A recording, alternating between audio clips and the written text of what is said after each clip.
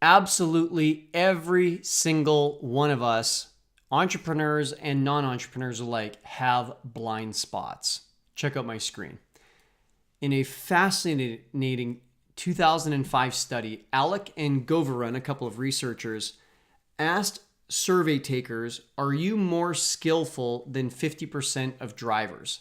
Incredibly, 80% of people said they were better than 50% of drivers. How can that be that there's a full 30% gap between the actual better drivers and those who perceive themselves to be better drivers? And the craziest thing is there may even be some top half drivers who just didn't believe they were in the top half. So we've got this like crisis of overconfidence. When I think about my own decisions as an entrepreneur, and I know I've shared this before.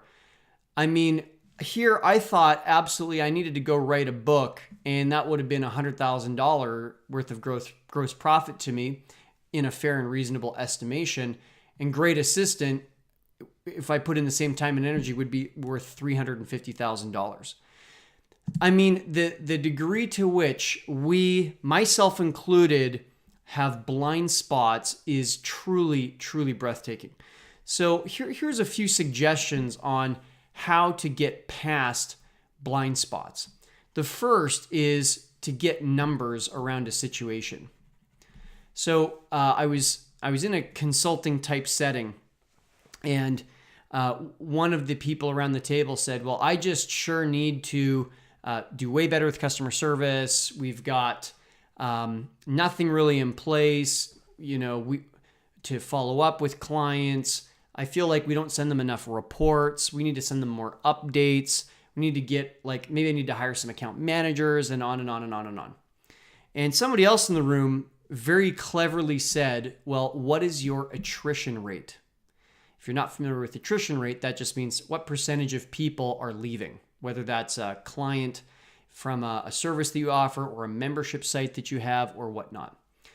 And the first entrepreneur kind of thought about it for a second, said, well, pretty much zero. So if we've got a 0% attrition rate, is there really a problem to be solved? Now, you could argue, well, he's being proactive and whatnot, and maybe that's true, but I'll tell you what, most businesses have burning issues that need to be addressed ASAP long before they start getting into the, very preventative long-term type work. So getting some numbers around the situation is my first recommendation for you. The second is to expand your options. Now, this may seem simple or maybe even unnecessary. I'll tell you, when I was thinking I should write a book, it was like, well, there's so much confirmation around me, right? Everybody seems to be writing a book. There's tons of books coming out on how to write a book in under 30 days. Here's the strategy to get your book up on Kindle in 60 days, et cetera, et cetera, et cetera. So I've got all this confirmation around me, and all these people that are really close to me are being very successful with it. And because I just heard about it at a workshop that I went to in, a seminar that I went to, it must be the hot thing. Well, guess what? Each of those are examples of human biases.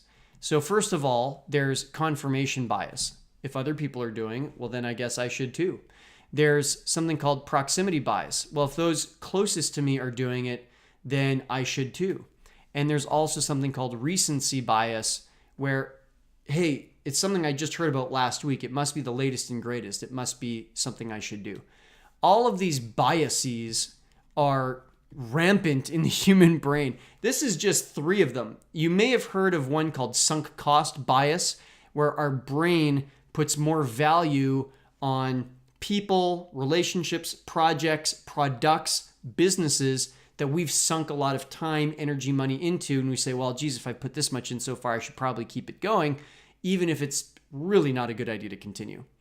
So the human brain has at least 150 different biases that govern our decision making. And there's actually a Nobel Peace Prize winner named Daniel Kahneman who wrote a book about all of them. It's called Thinking Fast and Slow.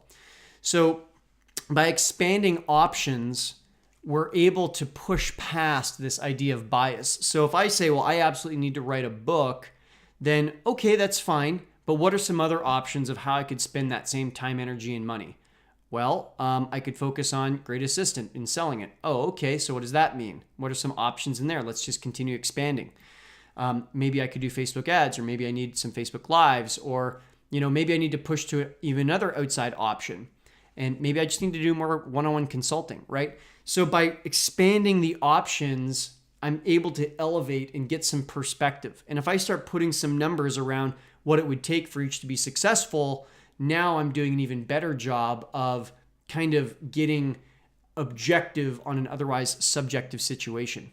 I mean, we spend so much time being in our business that to zoom out and do the executive thinking, oftentimes we don't do it often enough. And even when we do, we're so governed by blind spots that we didn't even realize that we had. When we talk about that executive thinking, that's up here in this executive investor type level area. And the more that, like I said, you can expand options and put numbers around a situation, the better that you'll be at getting the objective executive perspective. And I suggest that you do that, around at least kind of once every 90 days. So you can see right here on the Francis filament that's kind of laid out every 90 days that we're going to get together and have that really high level conversation, expanding options and putting numbers around decisions, so that whatever we tell the team to go and tackle for the next 90 days, including ourselves, because oftentimes we are a part of the team of talent that's going out and making it happen, we make sure that it's actually being applied to the highest and best use of our team, given the unique set of circumstances, resources, and unique timing that we happen to have in our business at the time of decision. If you appreciate this level of conversation and discussion, I encourage you to check out an event that we've got coming up. This is the 80/20 Summit. You can check it all out right here at the8020summit.com. Again, it's the8020summit.com. There's 4 themes this year: keep more profit, build structure, hire the right team, make your business run with less of your time. We've got a beautiful venue. This is it. It's the US Grant Hotel in San Diego. Right now, it's only $24.99 to come to the event. In just a few days, prices will go up to $3,000, which is regular pricing. So you can save a full $500 just by purchasing early bird. The event is October 4th and 5th, and it is in San Diego. And just like last year, we've got a guest speaker. Perry Marshall will be joining us. I'm pretty good at the 80/20 of strategy and operations and management. He's pretty darn good. In fact, probably one of the world's best at sales and marketing from an 80/20 perspective.